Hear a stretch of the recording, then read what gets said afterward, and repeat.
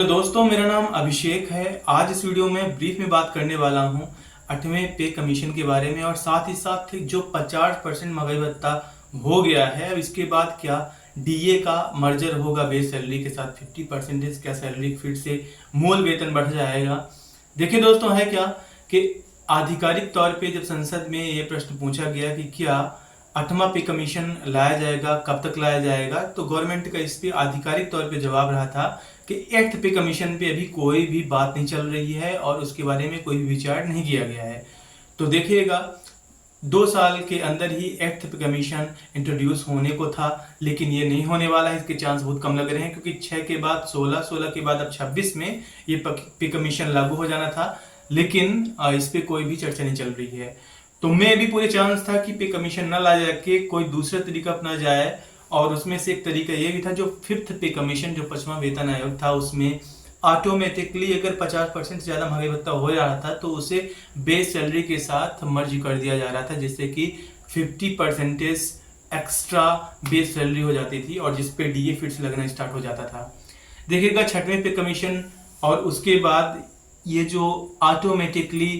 DA का merger base salary के साथ है उसे बंद करा दिया गया और इसके स्थान पे कोई ऐसा रूल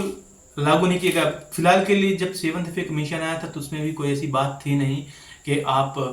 डीए जब 50% हो जाए और उससे ज़्यादा हो जाए तो आप बेस सैलरी 50% एक्स्ट्रा बढ़ा के और डीए को आप शून्य कर दें। बातें चल रही हैं, लेकिन आधिकारिक तौर पे जब लेबर ब्यूरो को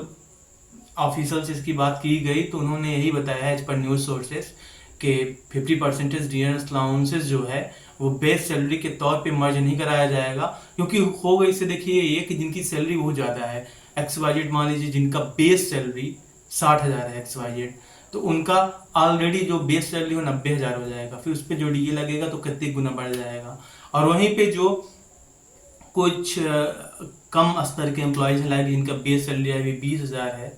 तो उनका केवल 10,000 ही बढ़ेगा। तो मतलब जिसकी सैलरी 20,000 से बेस 30,000 ही होगी और वहीं पे जिनकी 60 है वो सीधा 90 कर जाएगी। तो इससे जो एक खाई है, एक गैप है सैलरी का, वो काफ़ी बढ़ जाएगा और जिसकी वजह से जो बेस सैलरी का मर्जर है एक हिसाब से ये फेल माना जाएगा। फिलहाल के लिए जब सैलरीज कम थी 5th कमीशन टाइम पे तो उसमें ज़्यादा प्रॉब्लम थी नहीं, इस वजह से तब ये रूल एप्लीकेबल था। And as far as I know and as far as I concern, और जहाँ तक मैं प्रेडिक्ट कर पा रहा हूँ, तो बेस सैलरी का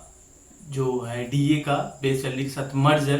50% होने के बाद डीए, इसके चांसेस बहुत ही कम है। कोई दूसरा फार्मूला आ सकता है, लेकिन फिलहाल के लिए अगर 8th पे कमीशन भी नहीं आता है या फिर बेस सैलरी का मर्जर भी नहीं होता है तो इसके बीच का कोई दो रास्ता होगा, और जो 50% सैलरी इंक्रीज का है या फिर डीए का मर्जर है बेस सैलरी, उसके चांसेस बहुत ही कम हैं। धन्यवाद।